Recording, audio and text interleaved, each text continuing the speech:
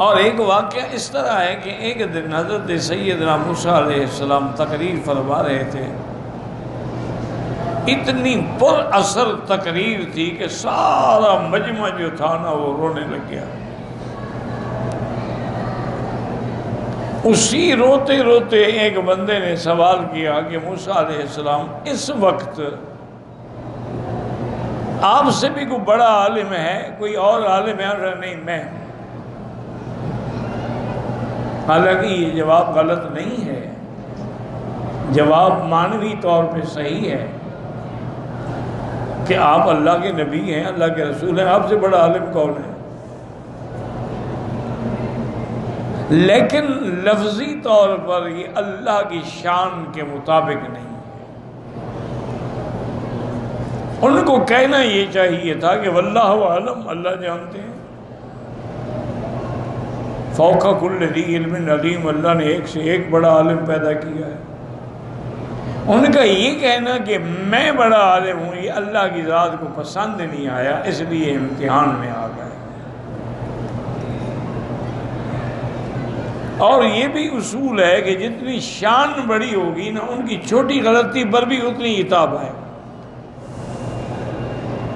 حالانکہ بظاہر یعنی اگر دیکھا جائے تو معنوی طور پر تو ان کا یہ کہنا درست تھا، لیکن الفاظ شان الہی کے مناسب نہیں تھے۔ اللہ نے حکم دیا کہ موسیٰ علیہ السلام آپ ایسا کریں کہ ایک مقام مجمع البحرین ہے، آپ وہاں جائیں، وہاں میرا ایک بندہ ہے، اس کے پاس کچھ دن رہیں اور اس سے علم سیکھیں۔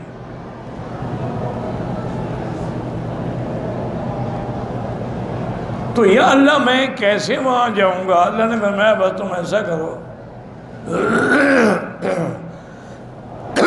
ایک مچھلی جو ہے وہ بھون کے زنبیل میں رکھ لو اور وہ بھی ساتھ اٹھا لو۔ جس مقام پر وہ مچھلی تمہاری زنبیل سے نکل کے دریا میں چلی جائے وہاں ایک راستہ بن جائے گا، اسی راستے پہ جاؤ تو آگے وہ میرا بندہ ہوگا۔ یہ کتنا بڑا امتحان ہے کہ صرف یہ کہہ دیا کہ میں عالم ہوں۔ اسی لیے کبھی بھی انسان کو یہ دعویٰ نہیں کرنا چاہیے۔ اب دیکھیں نا کہ کیسا سخت امتحان آیا کہ اچھا آپ بڑے عالم ہیں، آپ کس کے محتاج ہیں؟ مچھلی کے۔ جب تک مچھلی رستہ نہ دکھائے تو موسیٰ علیہ السلام نہیں جا سکتے۔ تو اس سے یہ بھی معلوم ہو گیا کہ انبیاء عالم الغیب نہیں ہوتے۔ اگر موسیٰ علیہ السلام عالم الغیب ہوتے تو خود چلے جاتے، پوچھنے کی ضرورت ہی نہیں تھی۔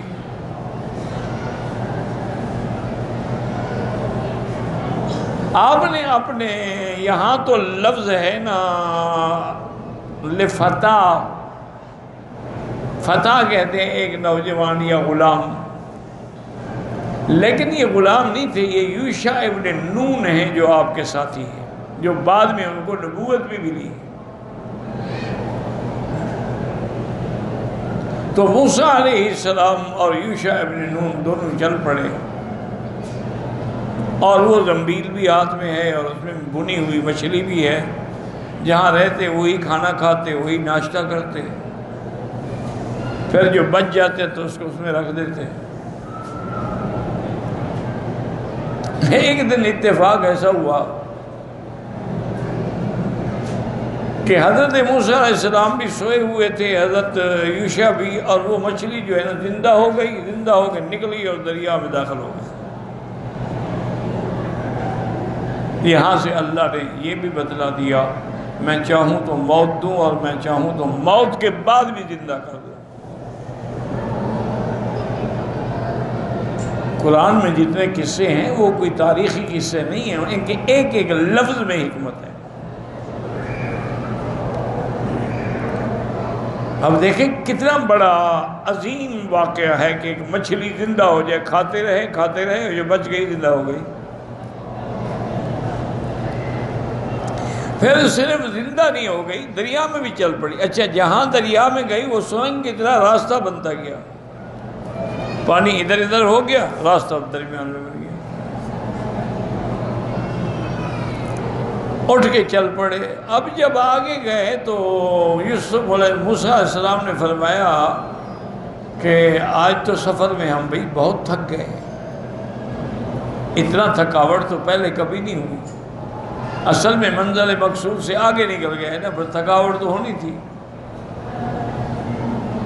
آتنا غداءنا لقد لقینا من سفرنا هذا نصبا، لے آؤ یار کھانا کھائیں، اب تو تھک گئے، وہ اس سفر میں تو بڑی تکلیف ہوئی۔ اب یوشع ابن ان کو ہوش آیا، اس نے کہا حضرت کیا پوچھتے ہو؟ وہ جی ہم پتھر کے ساتھ بیٹھ ٹیک لگا کے تھوڑا آرام کر لیا تھا نا، تو مچھلی تو نکل گئی، اس نے تو دریا میں چھلانگ لگائی اور راستہ بنتا گیا، واتخذ سبیلہ فی البحر، عجیب۔ اور اللہ کی شان دیکھو کہ میں مچھلی بھی بھول گیا، آپ کو بتانا بھی بھول گیا، جگانا بھی بھول گیا۔ وما انسانیہ الا الشیطان، مجھے شیطان نے بھلایا، چونکہ ایک اور امتحان مقصود تھا۔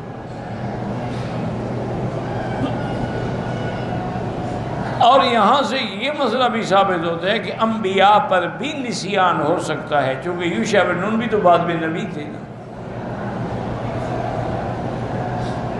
نسیان ہو جانا بھی نبوت کے خلاف نہیں، سہو بھی ہو سکتا ہے، نسیان بھی ہو سکتا ہے، گناہ نہیں ہوتا۔ انبیاء گناہوں سے پاک ہوتے ہیں، معصوم عن الخطا ہوتے ہیں، نسیان ہو سکتا ہے۔ ایک دفعہ حضرت نے، میرے آقا نے، رحمت دو جہاں نے، ابی بن کعب سے قرآن کی سورت سنی تو فرمایا کہ وہ میں ایک آیت بھول گیا تھا، آج میں نے سنی تو مجھے یاد آ گئی، انی نسیتھا۔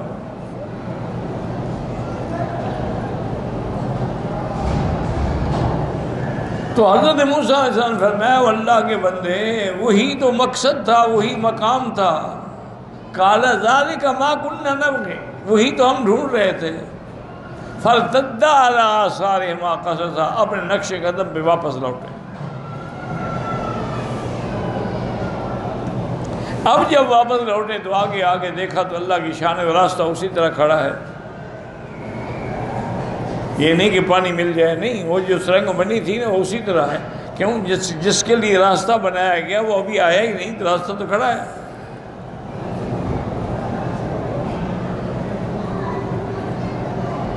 اللہ کی شان یہ ہے کہ موسیٰ علیہ السلام کو فرعون کے مقابلے پر بھی دریا کا سامنا کرنا پڑا، اور خضر کو ڈھونڈنے کے لیے بھی دریا کا سامنا کرنا پڑا۔ وہاں بھی راستہ بن گیا، یہاں بھی راستہ بن گیا۔ یہ نظام الہی ہے، نظام خداوندی ہے۔ جب وہاں تشریف لے آئے، سرنگ میں چلتے گئے، آگے جا کے دیکھا کہ درمیان میں جیسے ایک جزیرہ آ جاتا ہے، اور وہاں ایک پہاڑ پتھر ہے، اس پتھر پر ایک بندہ چادر لے کے، کپڑا لے کے سر سے پاؤں تک لیٹا ہوا ہے۔ تو اب موسیٰ علیہ السلام نے کہا السلام علیکم ورحمۃ اللہ،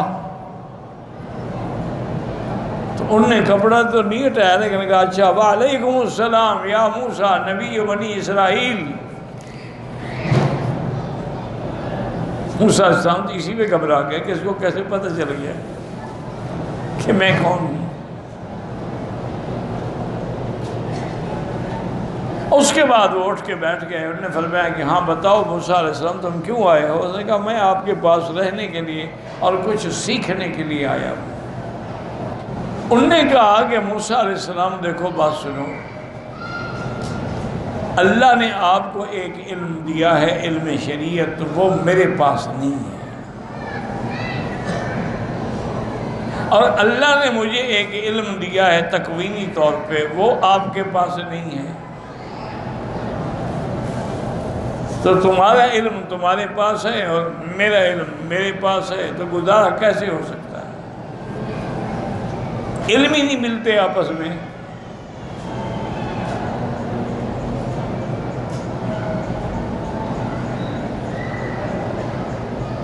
یہاں پر اللہ نے اس بندے کے بارے میں اس قرآن کی آیات میں 3 باتیں لکھی ہیں، یاد رکھو۔ پہلی بات کیا تھی کہ فَوَجَدَ عَبْدًا من عبادنا،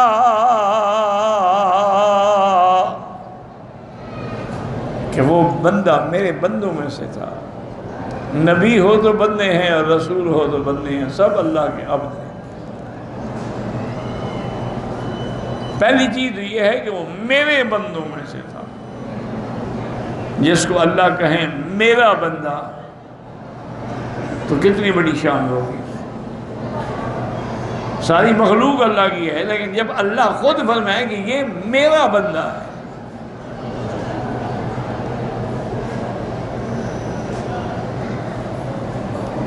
اور دوسری نے کیا چیز بتائی؟ پہلی یہ تھی کہ عبدم من عبادنا ایک، دوسری کیا تھی؟ آتیناہ رحمتا من عندنا. یہ اور نعمت ہے کہ ہم نے اپنی طرف سے اس کو رحمت عطا فرمائی. اور تیسری کیا تھی کہ وَعَلَّمْنَاهُ مِن لَّدُنَّا عِلْمًا، اور ہم نے ان کو اپنی ذات سے علم سکھایا. وہ علم لدنی تھا، اللہ نے آپ کے سینے کے اندر ڈالا ہوا. تو اللہ نے خضر کو بھی علم لدنی عطا فرمایا تھا. اور اسی اثنا میں دیکھتے ہیں کہ ایک چڑیا آئی، وہ اسی پتھر کے کنارے پہ بیٹھ کے اس نے سمندر سے، دریا سے ایک چونچ میں پانی لیا، اڑ گئی. تو حضرت خضر نے فرمایا کہ موسیٰ علیہ السلام هل نقص من ماء البحر شيئا، دریا کے پانی سے کوئی کمی ہو گئی؟ انہوں نے کہا حضرت کیا کمی ہوگی، ایک چڑیا نے چونچ میں نقطہ لے لیا ایک. تو انہوں نے کہا کہ علمی و علمک و علم الخلائق کلھا، میرا علم، تیرا علم اور ساری مخلوق کا علم اللہ کے علم سے اتنی کمی بھی نہیں کرتا. کیوں؟ اس کی وجہ یہ ہے کہ مخلوق کا علم محدود ہوتا ہے، اللہ کے علم تو لامحدود ہے. تو لامحدود کا مقابلہ کیسے کریں؟ چلو ایک قطرے کو تو سمندر سے نسبت ہو سکتی ہے، کوئی کمپیوٹر میں نکال لے گا، لیکن اللہ کے علم تو لامحدود ہے، اس کے ساتھ کون مقابلہ کرے؟ اب موسیٰ علیہ السلام بھی کتنے پکے ہیں، کہنے لگے اپنے خادم سے کہ دیکھو ہم چلتے رہیں گے، یا تو مجمع البحرین پہ پہنچیں گے، اگر نہ پہنچے امضی حقبہ، پھر میں صدیوں تک چلتا جاؤں گا. میں جاؤں گا ضرور، اب اللہ کا حکم ہے. حقبہ حقب سے ہے، وہ کہتے 80 سال کا ایک ہوتا ہے حقب. او امضی حقبہ، کہ یا پھر میں چلتا جاؤں گا طویل مدت تک، یا میں مجمع البحرین پہنچوں. تو ان واقعات میں اللہ تبارک و تعالی نے بڑے بڑے عجیب واقعات کا اظہار فرمایا ہے کہ موسیٰ علیہ السلام کا علم شریعت ہے اور حضرت خضر کو اللہ نے علم کونیہ دیا ہوا ہے. اچھا، باقی یہ جو جاہل لوگ دیے جلاتے ہیں اور جاہل لوگ گوشت کاٹ کے دریاؤں میں ڈالتے ہیں کہ خضر کی فوجیں چڑھی ہیں، بھوکھی ہیں، ان کو کھلائیں گے تو دریا رخ بدل دے گا، یہ جاہلوں کے عقیدے ہیں. نہ دریاؤں کا رخ بدلنا خضر کے ہاتھ میں ہے، نہ کسی کے ہاتھ میں ہے، جب تک اللہ نہ چاہے. واللہ اعلم.